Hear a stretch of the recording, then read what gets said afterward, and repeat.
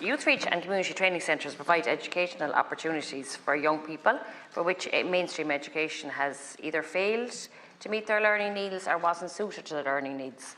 These learners often come from hard-to-reach communities and communities that are excluded and often living with disadvantage. At Youth Reach and Community Training Centre programmes, learners aged between 15 and 21 work towards achieving a QQI Level 3 and QQI Level 4 qualifications, which are equivalent to Junior Cert and Leaving Cert Applied. Students in Sligo and Leitrim CTC have the opportunity to study computers, catering, hairdressing, sports and recreation, car maintenance, and a major part of these courses is a linked work experience which can lead to full-time employment or an apprentice with an employer.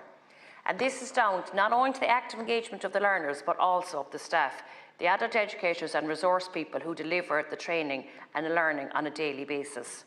These critical workers have for many years been underpaid, and I know from my own work experience, I would have worked a lot very closely with some of these educators.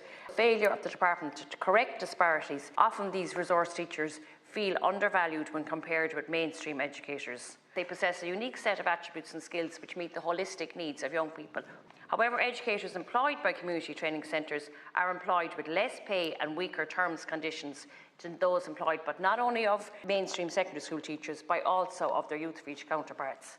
Historically, there was a pay alignment between Youth Reach and employees that were employed through the CTCs. But this parity lapsed some years ago, and it is the restoration of this parity that is the subject of the current dispute that CTC staff are engaged with. Solace, the Irish Association of Community Training Organisations, ETBs and SIPTU, their trade union representative, they all met and agreed to a pay rise of 9.25% with the Department of Further and Higher Education. That department agreed with and sought funding for deeper. The Department of Public Expenditure, however, disappointingly came back with an offer of 7% to be paid over 18 months, resulted in the balloting of SIPTU members who voted overwhelmingly in favour of industrial action.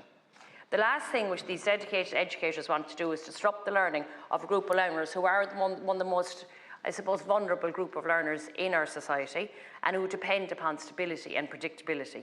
However, the lack of regard that has been shown to resource people and adult educators, such now they feel that they've no option but to press ahead with industrial action, which will cause severe disruption. This lies with the government to ensure that this industrial piece is maintained and that the dedicated education professionals are kept in the classroom where they belong and where they want to be, and working with vulnerable learners.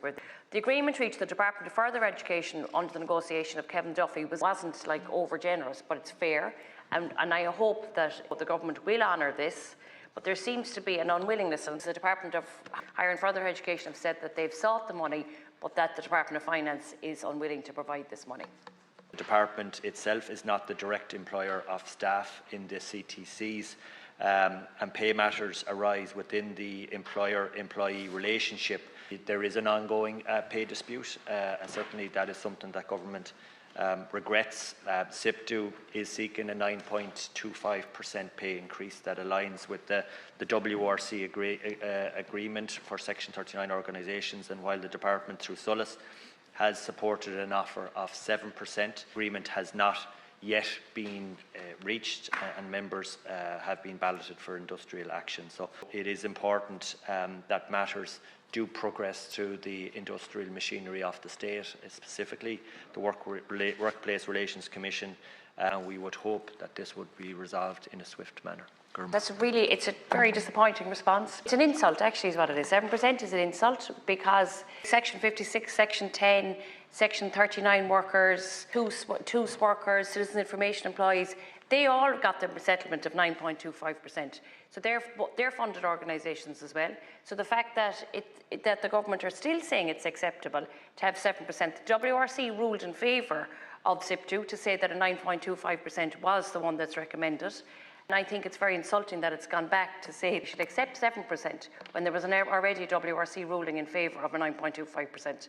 And when you look at secondary school teachers, sometimes there's over 11,500 discrepancy between a second level teacher and a CTC educator. They're supporting the same young people, same age cohort, and that there's 11,500 discrepancy. 98% of CTCs have balloted for industrial action. So I think the government need to start treating them with respect, especially when other similar groups have received the 9.25%. It's imperative the government to take this very seriously because no one wants to go on strike.